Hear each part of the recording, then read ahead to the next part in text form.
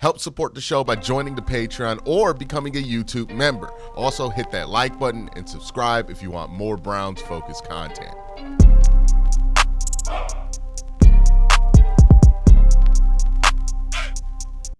All right, so a fair bit of news has come out about the Browns. They got the NFLPA report card. They're at the Combine, confirmed that they met with the two top quarterback prospects, and also an update on how Deshaun Watson has been rehabbing from his injury, which is a interesting and a little bit unexpected update in this whole story.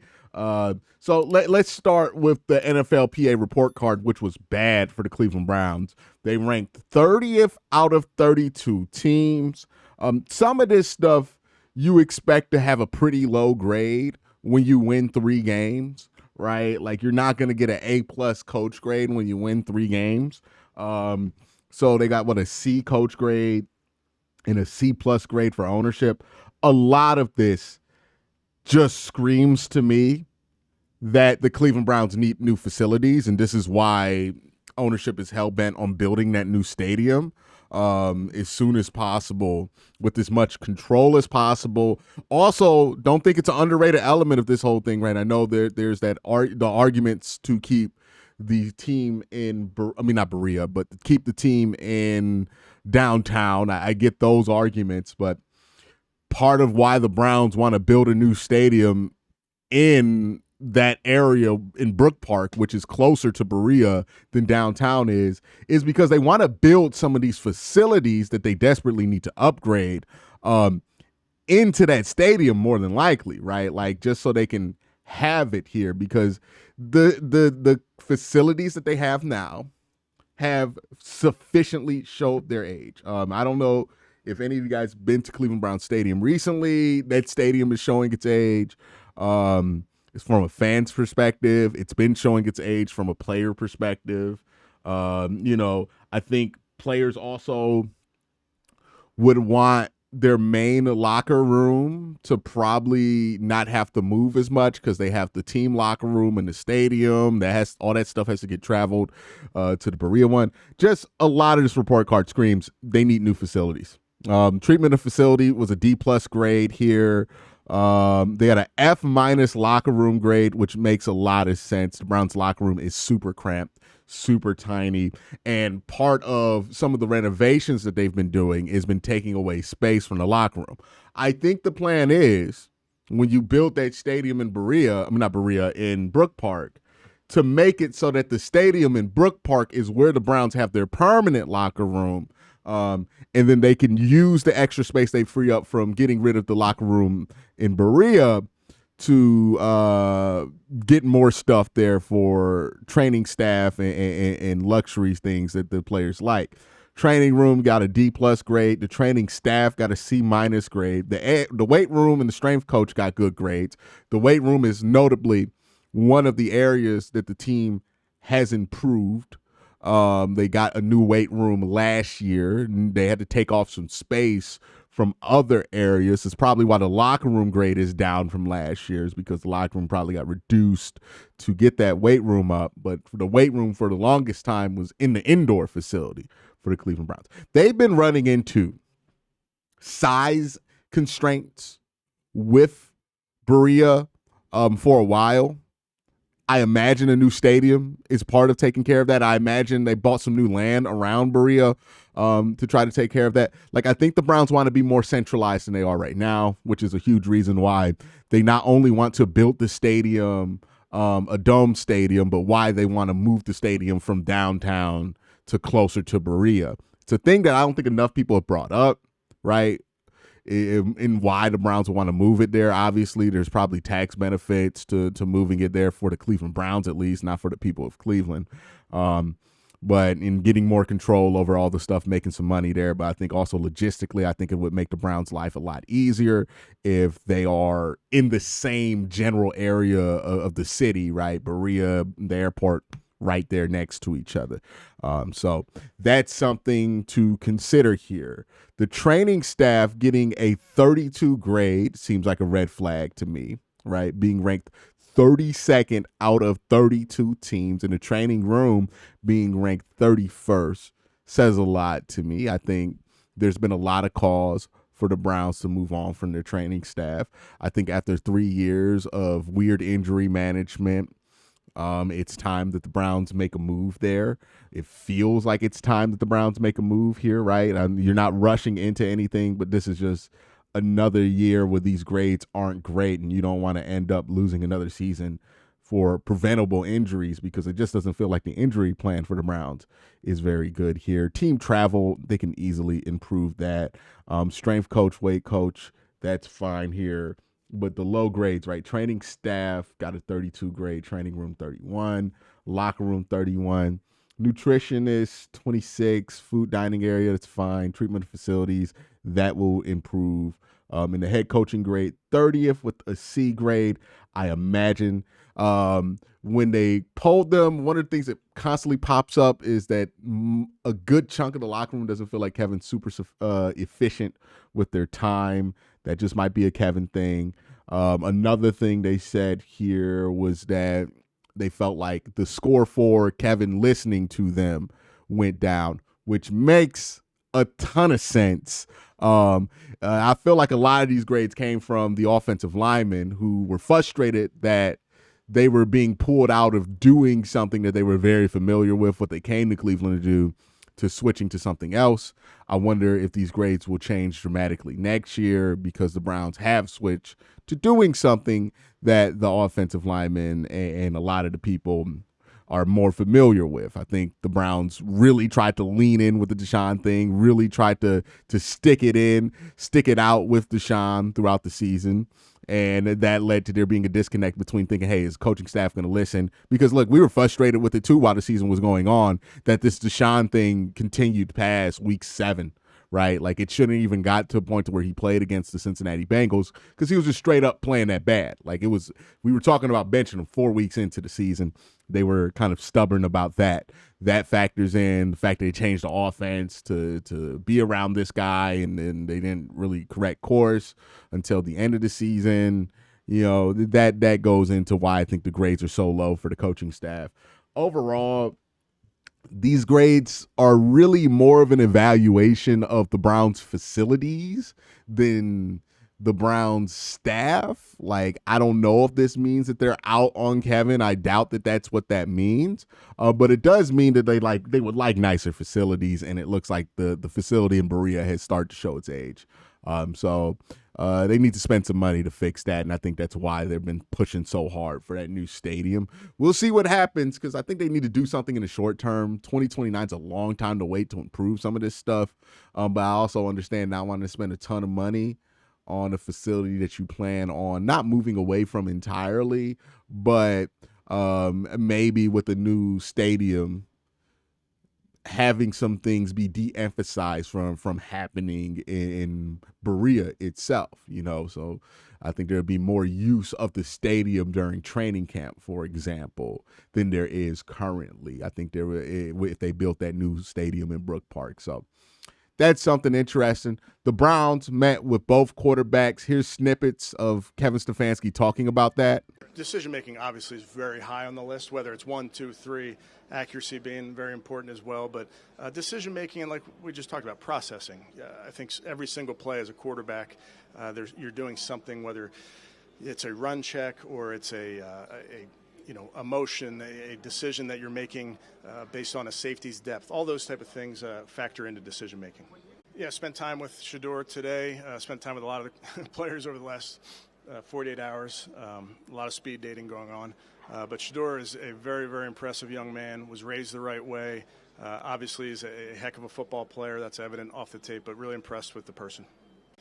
Yeah, very, very impressed with Cam as well. Just his career, where he's been, is a unique path, but knows football really well. Was very impressed with his meeting in terms of his recall going back to his Washington State days and how he saw defense, how he progressed, how his processing worked. He kind of could talk through all of that. I was very impressed with the young man.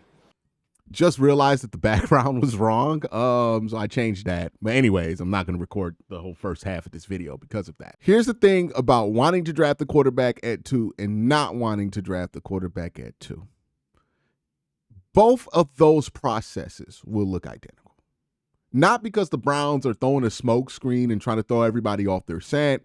There's really not much of a smoke screen the Browns have to throw when you're the number 2 overall pick. There's only but a handful of scenarios that could happen there, right? Like the Browns can be pretty straight up this draft process. I don't think a lot of this is smoke screen, but you should want to find out every bit of information you can about all the quarterbacks in this class, especially quarterbacks that you would consider it too. You should do your due diligence, more than your due diligence. You got to be as sure if you want to pass on a quarterback at 2 as you would be if you wanted to draft a quarterback at 2, right? The same way you have to be sure that that's the guy, that dude's going to get me what I want if I push the right buttons. Is the same way you have to be sure that that's not what you can get out that dude if you want to pass on quarterback at 2, right? You have to be very thorough. Can't just do it off vibes or recommendations. So I expect, and I think we should want, and hell, even demand, that the Browns are as thorough as possible about the 2025 quarterback class, regardless of the perception of it.